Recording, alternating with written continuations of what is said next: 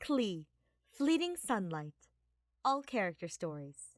An explosive expert and a regular at the Knights of Favonius' confinement room, also known as Fleeting Sunlight. Knights of Favonius' Spark Knight, forever with a bang and a flash, and then disappearing from the stern gaze of acting Grandmaster Jean. Sure, time in solitary confinement gives lots of time to think about new gunpowder formulas, but it'd still be better to not be in solitary in the first place. Character details. When the patrons of Mondstadt's taverns are asked about the strongest knight in the Knights of Favonius, 3 names are likely to come up: the highly reputable acting Grandmaster Jean, cavalry captain Kaeya, and the mysterious tycoon Dodoco. However, some claim to have witnessed, a bit through bleary, drunken eyes, a knight in red, leveling the entire Stormbearer Mountains. If one wants to find this mysterious knight, then they need look no further than the solitary confinement cells inside the Knights of Favonius' headquarters. If the cell is found vacant, then something explosively unfortunate is likely about to take place. Klee is well known for the danger she presents. As an official member of the Knights of Favonius, her strength in combat cannot be underestimated. As a hyperactive child, meanwhile, her destructive capabilities cannot be overstated. After all, while other Mondstadt children her age are still playing with regular toys, Klee's favorite toys are live explosives. Character Story 1. 3 years ago, Klee was entrusted to the Knights of Favonius by her parents, who were famed adventurers. This was how the fates of Klee and that boy in white became intertwined with their family in Mondstadt. Klee is curious about everything in the outside world. She has an innocent passion for explosives and is incredibly enthusiastic in all that she does. Under the protection of the Knights of Favonius, she is protected from harm and those of ill intent. This young girl soon forged an unbreakable bond with everyone in the Knights of Favonius, being sent to the solitary confinement room by Jean, helping Amber improving Baron Bunny, as well as developing new bombs. These parts of Klee's life are all invaluable treasures to her. Character Story 2. The apple doesn't fall far from the tree. Jean sighs to herself as she sits down at her desk, head in hands, faced once again with a stack of damage reports.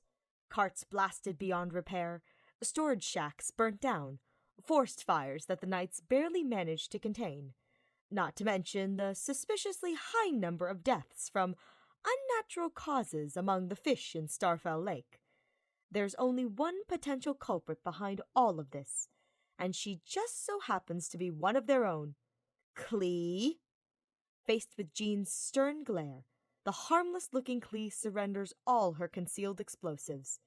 She is then escorted to solitary confinement, despite her protests amid floods of tears. This occurs about once or twice a week at the Knights of Favonius. Character Story 3. Of course, Klee always tries to help clean up the messes she's made. However, sometimes her reckless personality makes things worse still. For example, she once wanted to apologize to everyone by making some barbecue fish, but ended up blowing the stove sky high. Then there was the time she got into a fluster and tried to put the fire out with wind, which obviously resulted in the whole plane going up in flames. Klee is not a bad kid by nature. It's just that her curious and playful nature always results in her failing to think before she acts, and every time she gets into trouble, she guiltily tries to make up for it. Though once Jean lets Klee out of solitary confinement, there's usually no more than a day or two before the sound of explosions return to Mondstadt. The Spark Knight always manages to live up to her title in a range of unexpected ways. Character Story 4. Though Klee always ends up causing trouble for the Knights of Favonius and Mondstadt, she isn't just some rookie who drags the team down. On the contrary, her skills with explosives can be quite handy if applied correctly. Once, Jean was able to defeat a horde of invading hilichurls, utilizing Klee's special talents alone. However, Klee also forever changed the face of Stormbearer Mountains in that same operation due to recklessly placing too many charges. Needless to say, everyone was more than a little shocked, but at least no one from the Knights of Favonius was injured. Since then, the legend of the Red Knight of the Stormbearer Mountains began to circulate around Mondstadt. Rumor has it that she is cloaked in red and clutches the greatest treasure the Knights of Favonius have. However, only Klee knows what this treasure truly is. Character Story 5. To Klee, the Knights of Favonius are family, and she can't imagine life without them. Her biggest role model, however, is still her birth mother, the avid adventurer, Alice. A highly renowned adventurer and author of the popular Tevat travel guide, there is nothing this incredible mother cannot do, as far as Klee is concerned anyway.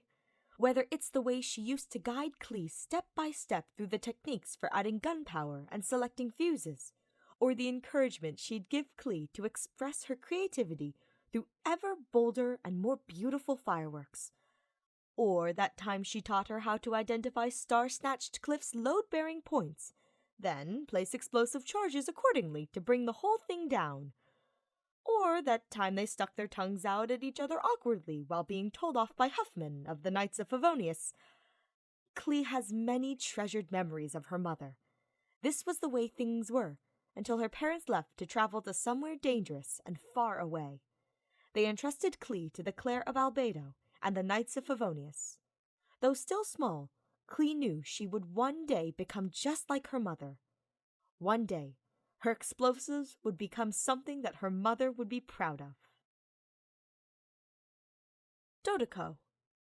Dodoco is Klee's first friend, and one of her best. A very long time ago, her mother made this doll for her by hand. Alice affixed it to Klee's 4-leaf clover and hung on her big backpack. From that day forth, Klee and Dodoco became inseparable. Her mother said that this would ensure that Klee would never be lonely, and that she would have a friend to confide in, even when she was alone. They would also protect each other in times of danger, just like Amber and Baron Bunny. This, however, caused the Knights no need of worry, considering the other things Alice and her daughter had invented. Perhaps this, too, might explode at any time. Dodoco is a name Klee picked herself. When asked what this name meant, she flushed red for a good long while before replying, "It means Klee's best friend." Vision. Asking Klee how she obtained a vision will probably get you nowhere. She doesn't know either. A natural-born pyromaniac, Klee had already been acknowledged by a vision from a very young age.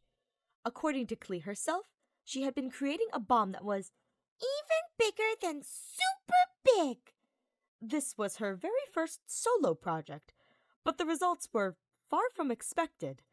Well, she only blew her small workshop sky high, leaving a mountain of smoking ash. But rather than being disappointed, Klee was pleasantly surprised to see a flaming vision emerge from those ashes. How did Klee receive this divine acknowledgement?